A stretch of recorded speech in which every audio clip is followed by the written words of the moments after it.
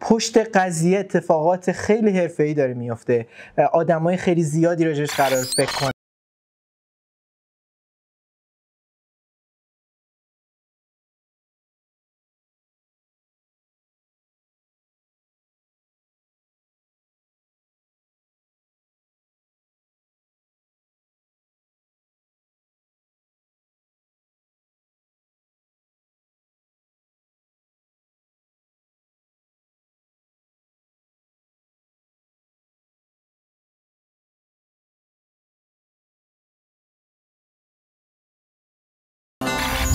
سلام، پیلچی ام، محمد پیلچی. امروز امیر مسعود هم نیست، یادت باشه امیر مسعود، ولی به جاش بچه‌ها هستن و حال دادن.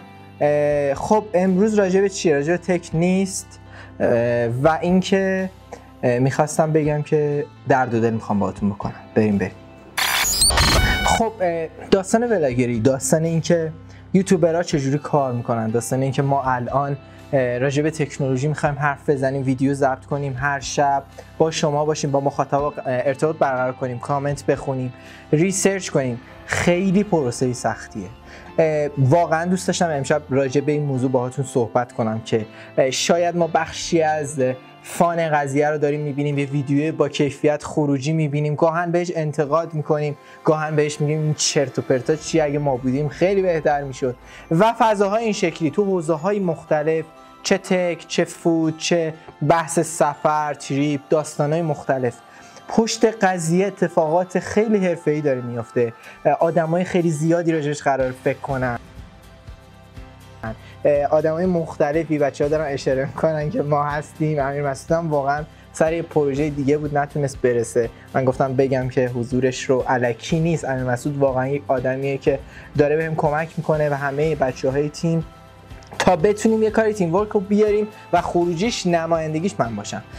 واقعا دوست داشتم این ویدیو رو ضبط کنم که بدونید ولاگری و داستان این قضیه که یک رسانه شدن خیلی سخته، با وجود اینکه ما یک استدیویی هستیم که تجربه‌های مختلفی داشتیم و همه چیز تقریبا فراهمه، ولی میخوام اینو بگم که شروع کنید.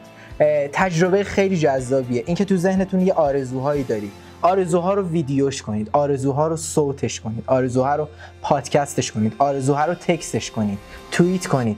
این زندگی جدیدمونه، ویرچوال لایفمونه. تکنولوژی و زندگی در کنار هم خیلی جذاب میشه. برای من جذاب شده. خیلی سخته، ولی میخواستم بگم که با انرژی میریم جلو. قرمز هم هستیم و نمیگیم چه تیمی.